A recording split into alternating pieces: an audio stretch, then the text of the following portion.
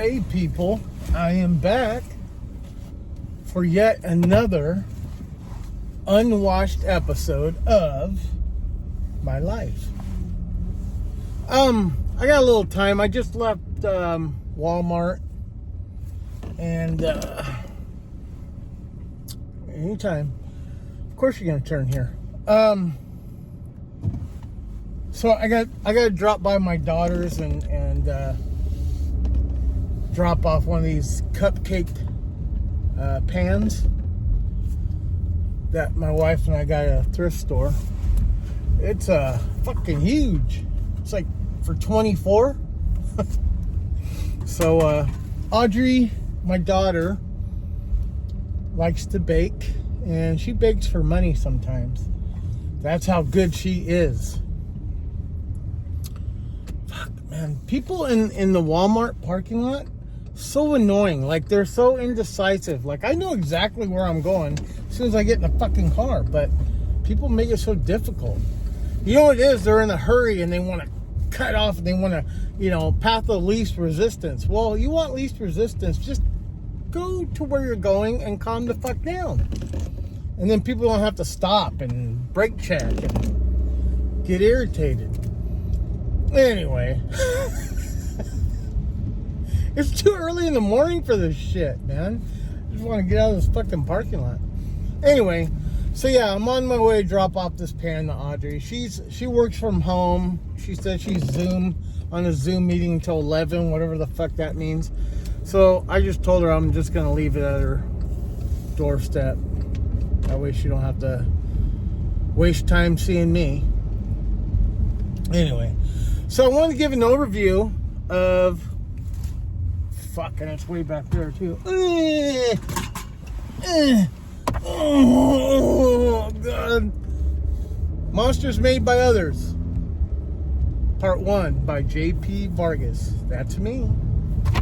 Anyway, so the idea for this story came shortly after I wrote This Charlie Is Mine. And essentially it's kind of like I don't want to call it a sequel. It's more like a prequel spin-off, because it actually takes place like just before and during This Charlie Is Mine.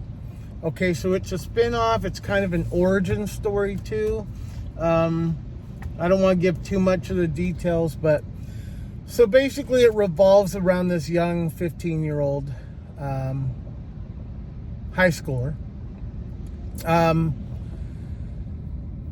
In the very beginning, him and his immediate family, his father, his mother, and his baby sister, get in a car accident.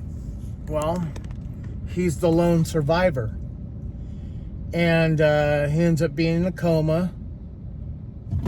And when he comes to, he finds out his whole family died. And he's kind of shipped off to, a couple states over to his uncle, which is his mom's younger brother. And his uncle is the police chief of Blue Ridge, my fictional town of Blue Ridge from This Charlie Is Mine. So the story kind of revolves around Charles Garrison, and he's trying to kind of assimilate with his new environment, getting to know his uncle and his uncle's immediate family. I don't say it flat out in the story, but Charles is on the spectrum.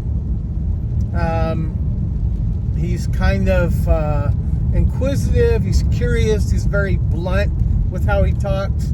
He's got certain antics about him, and it kind of rubs people the wrong way. Well, he's on the autistic spectrum. So I don't say it in the story, but you kind of get a feel that this kid's a little off, right? He's a good-hearted kid. Doesn't show too much emotion in the story, except for a couple key moments.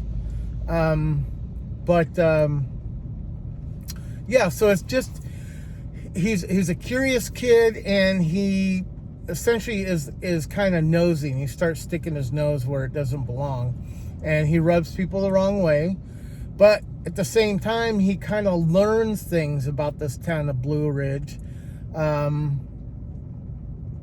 You know, it kind of opens up certain things, like Pandora's box or whatever you want to call it.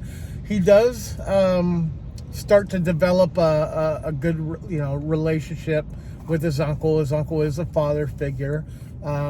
He's got an older cousin and a younger cousin.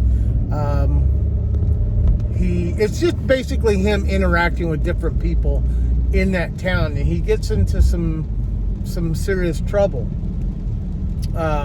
He does befriend one character who's actually he's the school maintenance guy / janitor,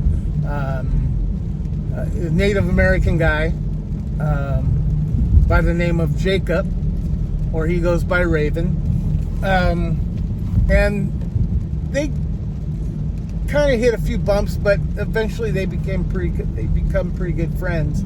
Anyway, don't want to give too much away, okay? Just know that Blue Ridge isn't what it seems. Quite a few characters aren't what they seem, and it does dabble, kind of in paranormal type stuff, kind of conspiracy theory type stuff.